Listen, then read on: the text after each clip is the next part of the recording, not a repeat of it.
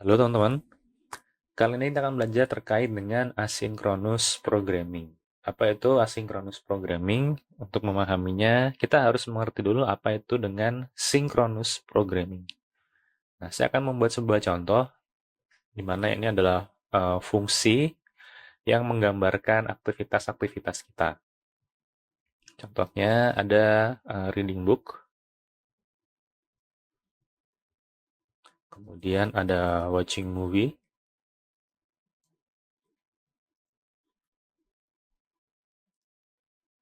dan playing game.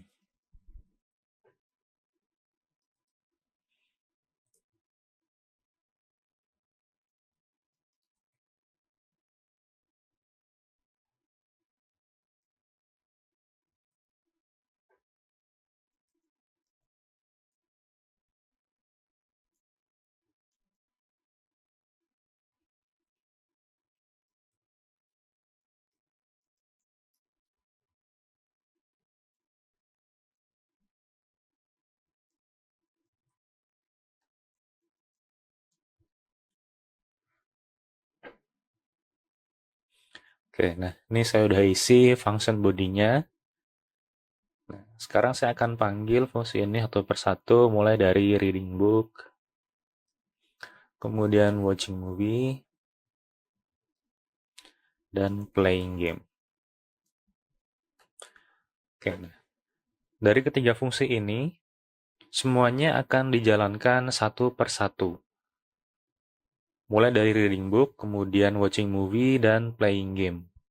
Nah, kemudian setiap fungsi ini akan dieksekusi sampai selesai, baru berlanjut ke fungsi atau aktivitas berikutnya.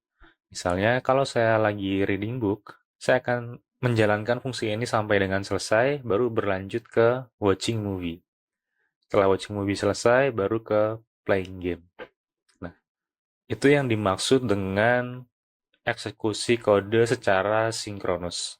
Dan kalau kita lihat dari ketiga fungsi ini tidak ada dependensi ke pihak lain. Kalau dalam pemrograman, ketiga aktivitas ini hanya melakukan komputasi, tanpa ada operasi I/O seperti mengakses internet atau mengakses sebuah file. Nah, lalu saya akan menambahkan sebuah fungsi yang memiliki ketergantungan dengan pihak lain. Misalnya, saya menambahkan fungsi order food, dan saya menambahkan setelah order food, saya akan eat, makan. Seperti ini. Nah, dalam fungsi order food ini, alurnya adalah saya akan memesan makanan.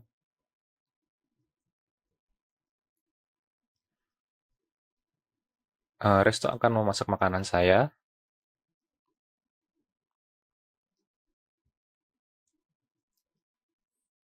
Setelah resto selesai memasak makanan saya, maka driver akan mengirimkan makanan saya.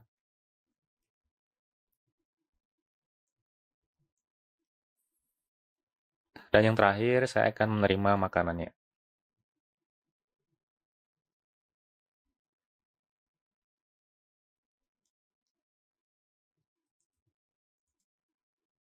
Oke. Nah, kedua aksi ini dilakukan oleh pihak lain. Karena dilakukan oleh pihak lain, kita tidak bisa menentukan kapan ini selesai dieksekusi. Artinya, kita harus menunggu sampai kedua aksi ini selesai dieksekusi oleh pihak lain. Dalam pemrograman, proses ini mirip dengan proses I/O, seperti kita mengakses sebuah data dari internet atau seperti kita mengakses sebuah file. Nah, kita tidak bisa menentukan kapan proses tersebut selesai dilakukan karena bergantung dengan faktor eksternal. Seperti misalnya kalau kita mengakses data di internet bergantung dengan kecepatan internet yang kita miliki, atau ketika kita mengakses sebuah file bergantung dengan seberapa besar file yang dimuat, gitu. Nah, jadi selama itu, yang dilakukan oleh program ini hanyalah menunggu sampai proses ini selesai dilakukan. Kemudian di sini saya membuat fungsi it. Ini akan dijalankan ketika proses order food ini selesai dilakukan.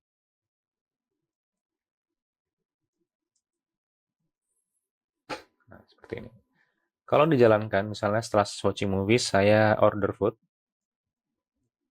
kemudian saya it, lalu saya lanjutkan playing game. Nah, di step ini ada waktu di mana saya menunggu. Padahal ketika menunggu itu, saya bisa melakukan hal lainnya, seperti playing game. Jadi selagi menunggu dua proses ini, saya playing game, kemudian setelah selesai, setelah menerima makanan, saya baru melanjutkan ke eat. Itu yang dimaksud dengan asinkronus. Jadi ketika sebuah kode melakukan proses I/O, kita bisa mengeksekusi kode berikutnya tanpa harus menunggu proses I/O ini selesai lebih dulu. Saya akan mensimulasikan proses I/O ini dengan menggunakan fungsi setTimeout. Jadi seperti ini misalnya. Misalnya 2 second. 2000 ini artinya 2000 milisecond atau sama dengan 2 second. Nah, fungsi timeout ini menerima dua parameter, yang pertama fungsi, dan yang kedua adalah timeout. Artinya, ketika fungsi ini dijalankan, akan ada proses yang menghitung sampai 2 detik. Dan setelah 2 detik selesai, maka fungsi yang ini akan dijalankan. Nah, kita ibaratkan proses cooking dan proses delivery ini memakan waktu 2 detik. Kemudian setelah 2 detik, saya akan menerima makanannya.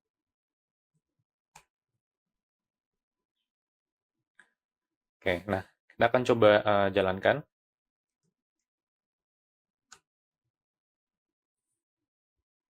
Nah, sini kita lihat alur eksekusinya. Pertama, I'm reading a book, watching a movie, kemudian masuk ke dalam fungsi order food. Di sini I'm ordering the food.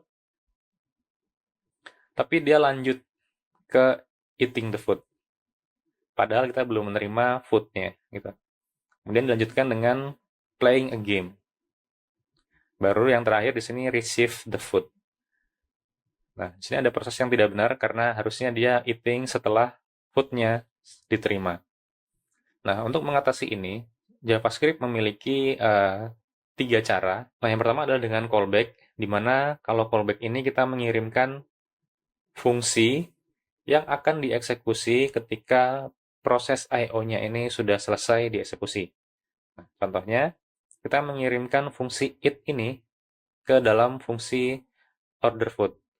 Jadi setelah kita menerima makanannya, receive the food, kita akan menjalankan fungsi it tersebut di sini. Itu dimaksud dengan callback. Saya akan buat callback dan saya akan masukkan fungsi it ini ke dalam order food.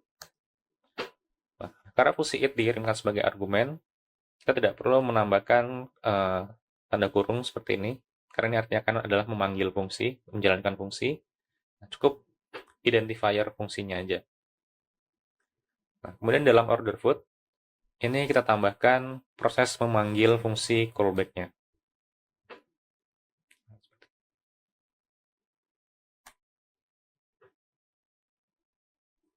Nah, ini sudah benar alurnya. Jadi reading a book, watching movie, kemudian melakukan ordering food, lalu melanjutkan playing game.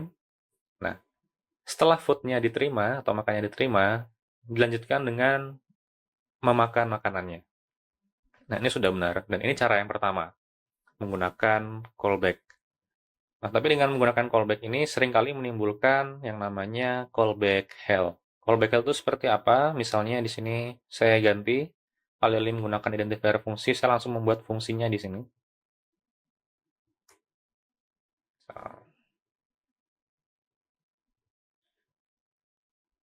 Ini input. Nah, seperti ini. Dan misalnya dalam callback ini kita ada memanggil callback lain atau callback yang bersarang atau callback yang nested. Ini akan menyebabkan kode menjadi lebih sulit dibaca dan tentunya di debug. Cara lainnya adalah dengan menggunakan promise. Promise ini seperti apa? Saya akan mengembalikan ini menjadi it.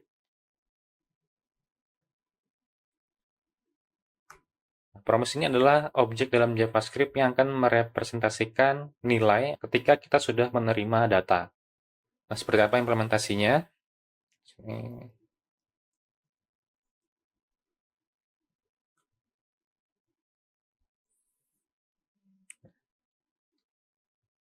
kita menggunakan kelas promise untuk membuat promise, dan di konstruktornya ini menerima fungsi,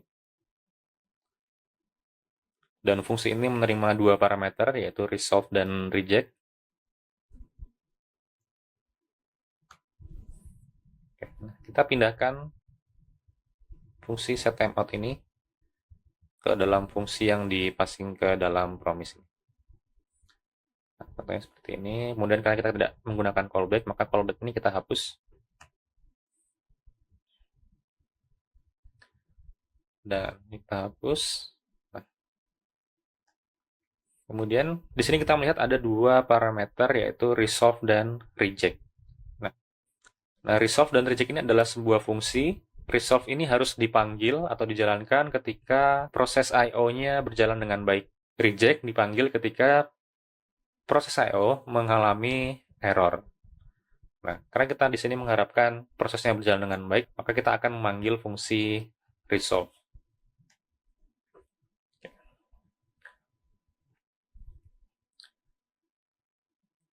Karena dia mengembalikan sebuah promise, maka di order food ini kita harus menampungnya dalam sebuah variabel.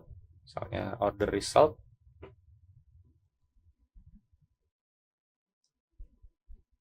Nah, seperti ini. Di sini fungsi it kita belum tambahkan. Kita akan cek dulu apa isi dari order result.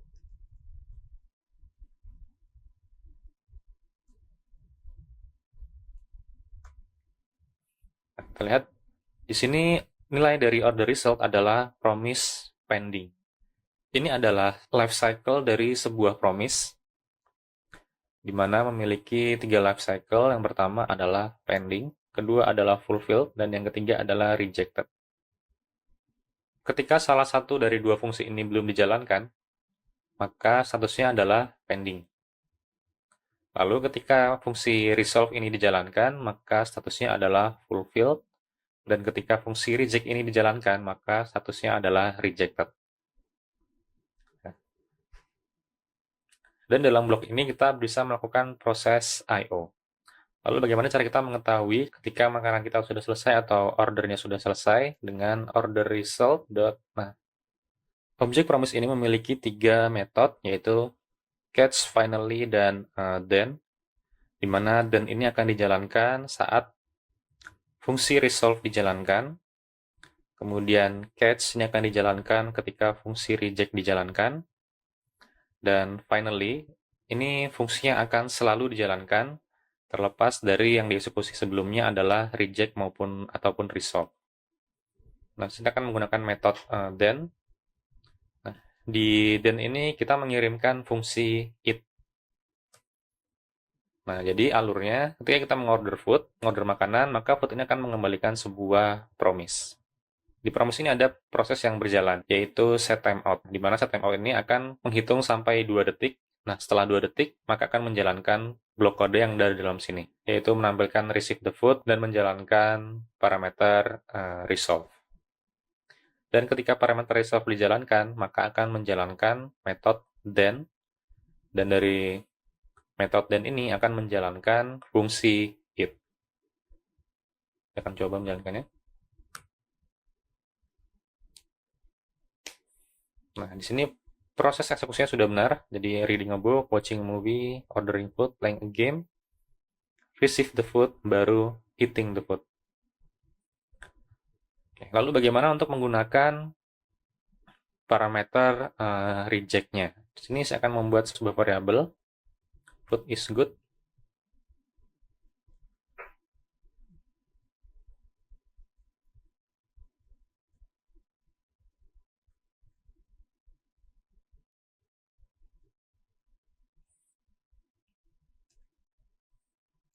Nah,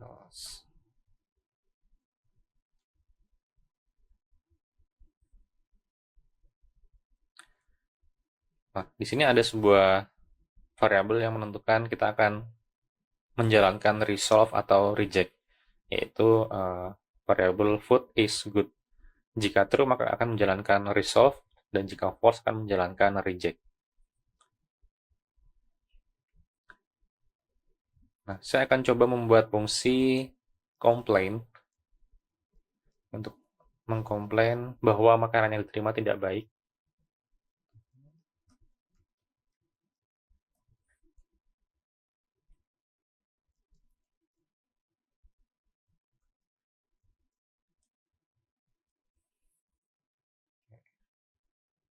Nah, kemudian gimana cara kita menggunakan fungsi komplainnya? Nah, di sini setelah kita menjalankan metode then, kita menjalankan metode catch. Dan kita mengirimkan fungsi komplain ke dalamnya. Nah, put is good-nya udah false, maka dia akan menjalankan reject, dan harusnya reject ini akan menjalankan metode catch, yang dimana akan menjalankan fungsi komplain. Kita jalankan. Nah, seperti ini kita lihat. Reading book, watching movie, ordering food. Kemudian melanjutkan playing game sembari ordering food. Nah, setelah receive the food, karena foodnya tidak baik, maka melanjutkan ke complaining to the resto. Oke, nah seperti ini menggunakan promise.